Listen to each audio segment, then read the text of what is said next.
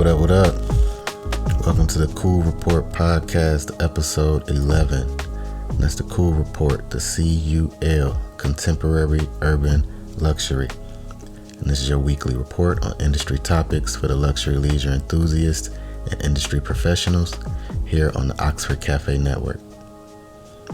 I am your host, Mr. Ike, Creative Director at Oxford Cafe Detroit, Luxury Leisure Design Studio, and Concept Cafe.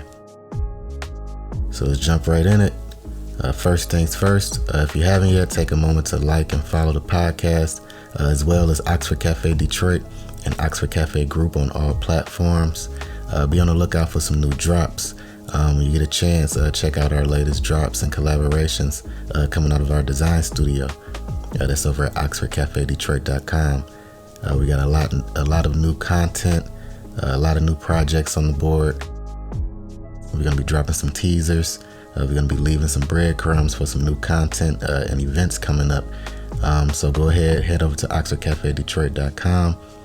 Take advantage of our current welcome offer to get you 15% off of your entire order. So enough of the small talk. Let's jump right into this week's report. We're going to do a recap from this week, some local industry news, events and updates.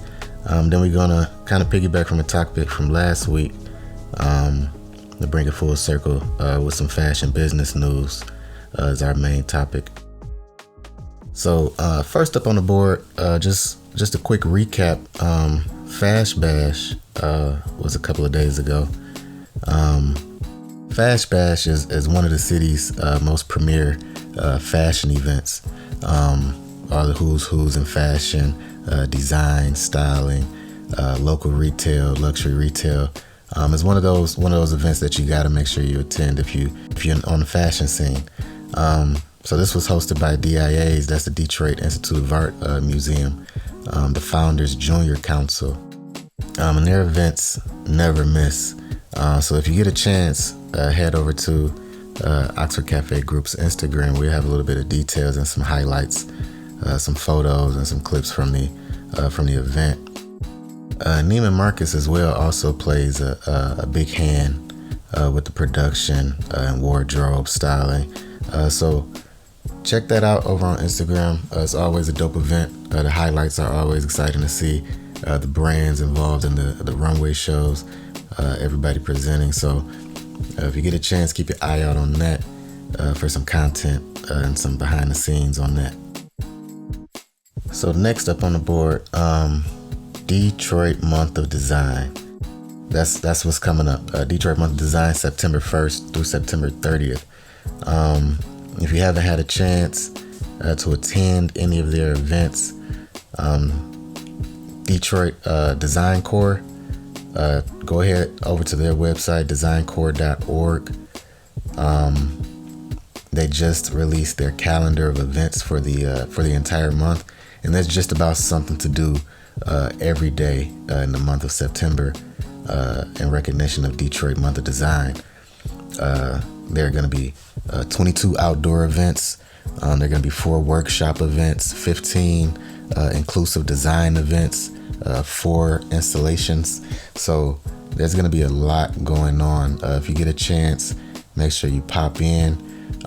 There are a lot of local designers, artists, fashion design, architectural design. It's one of those events or just one of those times of the year that you want to make sure that you get involved in and come and see some of the hard work that people put into just design and their passion in general. You can always find something cool to get into, something cool to do if you're going as a spectator or as an enthusiast or as a professional. There's something for everybody to appreciate from all aspects and skill levels. So yeah, hop over to designcorps.org. You can check out their calendar and make sure you RSVP. One of the biggest events in the city is their opening night event, their opening night reception. So make sure you head over there and RSVP for that before that's sold out. And then you go over to Oxford Cafe Group to get a little bit more details about which events we'll be popping into what dates will be out. And then we're going to have some pop-up shops coming up. So keep your eyes out on that. So that's that.